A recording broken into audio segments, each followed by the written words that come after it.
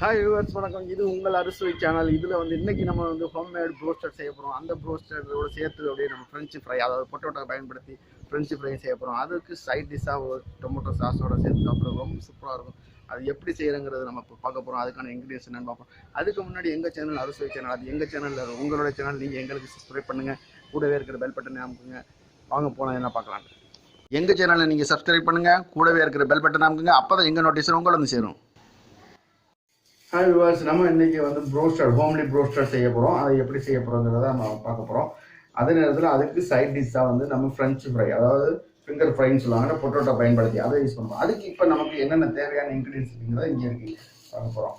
முதலாவதாக பார்த்தீங்கன்னா ஃபர்ஸ்ட் நம்ம சிக்கன் இந்த மாதிரி போனோட எடுத்துங்க. நான் இப்போ லெக் பீஸ் எடுத்துருக்கேன். நீங்கள் விங்ஸ் எடுத்துக்கலாம், பாடி பீஸ் எடுத்துக்கலாம், என்ன ஒன்று எடுத்துக்கலாம். ஆனால் எப்படி வேணால் எடுத்துக்கலாம். நான் லெக் எடுத்துருக்கேன், இது மாதிரி யூஸ் பண்ணிக்கிறேன். இப்போ அதுக்கு சால்ட்டு, தேவையான அளவுக்கு நம்ம சால்ட் எடுத்துருக்கோம். ஜிஞ்சர் இது இல்லாமல் வெறும் கார்லிக் மட்டும் சாப் பண்ணி வச்சுருக்கு, கார்லிக் மட்டும்.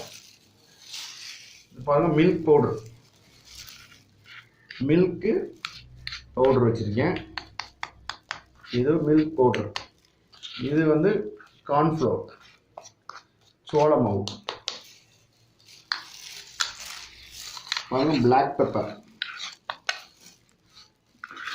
பெப்பர் யூஸ் பண்ணிக்க போகிறோம்.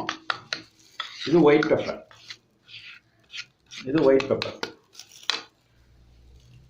இது எக்கோட ஒயிட் மட்டும் கலெக்ட் பண்ணி வச்சுருக்கேன். இந்த நாளுக்கு ஒரு 3 எக்கோட ஒயிட் மட்டும் கலெக்ட் பண்ணி வச்சுருக்கேன். பாருங்கள், இது கார்ன்ஃப்ளவரோட, இது ஓட்ஸோட ஃப்ளேவரும் கார்ன்ஃப்ளவரும் சேர்ந்த ஒரு இது குரோம் மாதிரி, பிரெட் குரோம் சொல்லுவாங்கள்ல, அது மாதிரி. இது கார்ன்ஃப்ளவர் இல்லாமல் நம்ம வெறும் இது மட்டும் யூஸ் பண்ணிடுவோம். ஓட்ஸோட இது மட்டும் யூஸ் பண்ணிடுவோம். லைட்டாக கிரைண்ட் பண்ணி வச்சுருக்கோம், அது யூஸ் பண்ணிடுவோம். இப்போ ஆயில், அதுக்கப்புறம் நம்ம பட்டர் கொஞ்சமாக யூஸ் பண்ணிக்கிறோம். ஃப்ரெஞ்சு ஃப்ரைக்கு பொட்டோட்டோவை இந்த ஷேப்பில், அதாவது ஒரு ஃபிங்கர் மாதிரி கட் பண்ணி வச்சுருக்கேன். நீங்கள் உங்களுக்கு இந்த ஷேப்பில் கட் பண்ணிங்கன்னா சூப்பராக இருக்கும். இதுக்கு எதுவுமே ஆட் பண்ண தேவையில்லை, வெறும் சால்ட்டு மட்டும் ஆட் பண்ணிட்டீங்கன்னா போதும். இது ஃபஸ்ட்டு நம்ம செஞ்சுக்குவோம். இதுக்கு எப்படி இது பண்ணுறதுன்னா, கொஞ்சமாக சால்ட் யூஸ் பண்ணிட்டீங்கன்னா, நீங்கள் ஃப்ரை பண்ணிவிட்டு கூட சால்ட் ஆட் பண்ணிக்கலாம், இல்லை அதுக்கு முன்னாடி கூட ஆட் பண்ணிக்கலாம், அது ஒன்றும் பிரச்சனை இல்லை. இப்போ ஹோம்லி ப்ரோஸ்டருக்கு இந்த பவுலில் இருக்கிற எக்கு ஒயிட்டை எடுத்துக்கோங்க. எக் ஒயிட் எடுத்துக்கிட்டு அதில் கார்லிக் பேஸ்ட்டு கொஞ்சம் ஆட் பண்ணிக்கணும். அதுக்கப்புறம் கார்ன்ஃப்ளோர் ஒரு 3 டீஸ்பூன். அதுக்கப்புறம் மில்க் பவுடர் ஒரு 5 டீஸ்பூன் போட்டுக்கணும். சரிங்களா? அதுக்கப்புறம் ஒயிட் பெப்பர் உங்களுக்கு கொஞ்சம் ஸ்பைசியாக இருக்கிறதுக்காண்டி ஒயிட் பெப்பர் யூஸ் பண்ணி அது 2 டீஸ்பூன் போட்டு. பிளாக் பெப்பர் அது ஒரு 2 டீஸ்பூன் சேர்த்துக்கணும். கூடவே தேவையான அளவு சால்ட்டு.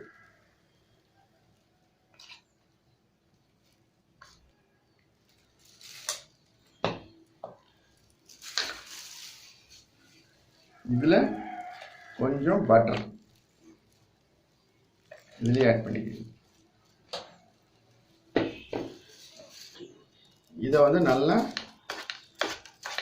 மேஷ் பண்ணிக்கணும். நல்ல இதாகும். பட்டரு, இந்த milk, white pepper, black pepper எல்லாமே நல்லா மேஷ் ஆகும். நல்லா கிரைண்ட் பண்ணிங்க. நல்லா மிக்ஸ் பண்ணுறதுக்கு இந்த முட்டை அடிக்கிற அந்த ஸ்பூன் யூஸ் பண்ணி நல்லா கரெக்டாக இருக்கும். இந்த மாதிரி உங்களுக்கு திக்னஸாக வரும்.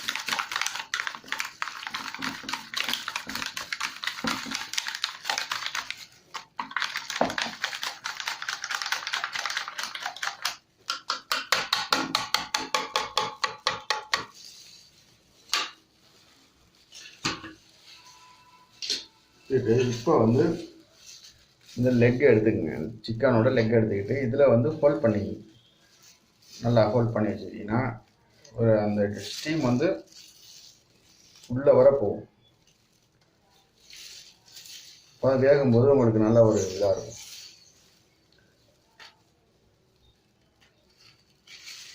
பண்ணிட்டு இதை வந்து இதில் டிப் போடணும். இதில் டிப் பண்ணி எடுத்து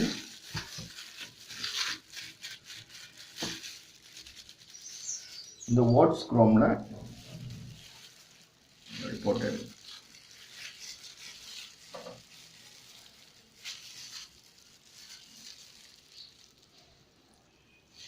அதே மாதிரி ஒன்றையும் இப்போ வந்து இந்த இது ஹோம்லி ப்ரோஸ்டட் ஃப்ரை ஆகுறதுக்கு ரெடி ஆகிடுச்சு. இது எப்படி ஃப்ரை பண்ணி எடுக்கிறோங்கிறத நம்ம பார்ப்போம் வாங்க. ஆயில் வந்து இப்போ நல்லா டீப் ஃப்ரை ஆகிடுச்சு, நல்லா ஹீட் ஆகிடுச்சு. இப்போ நம்ம இதில் இந்த சிக்கனுடைய ப்ரோஸ்டட் ஹோம்லி ப்ரோஸ்டடை ஃப்ரை பண்ணி எடுக்கலாம்.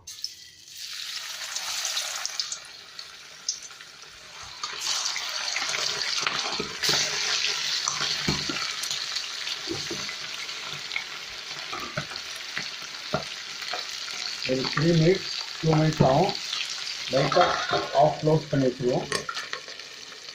ஸோ அதை பாயில் ஆனோடனே எடுப்போம். இப்போ வந்து நல்லா ஃப்ரை ஆகிடுச்சு. Broasted homely broasted homemade. இதை நம்ம ஒரு பிளேட்டில் கலெக்ட் பண்ணிக்கலாம்.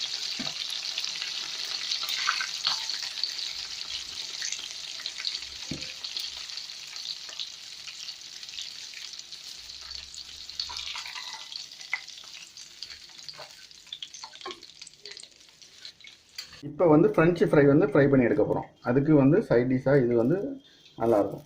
இதையும் ஃப்ரை பண்ணி எடுத்துப்போம்.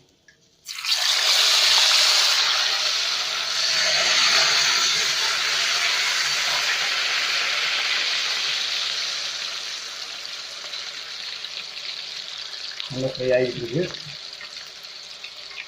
ஃப்ரெஞ்சு ஃப்ரை ரெடி ஆகிடுச்சு.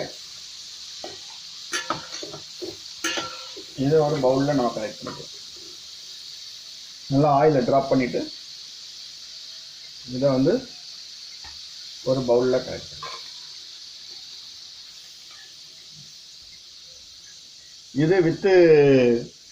இது வித்து டொமேட்டோ சாஸோடையும் இந்த ஹோம்மேடு ப்ரோஸ்டரோடையும் சாப்பிடும்போது சூப்பராக இருக்கும்.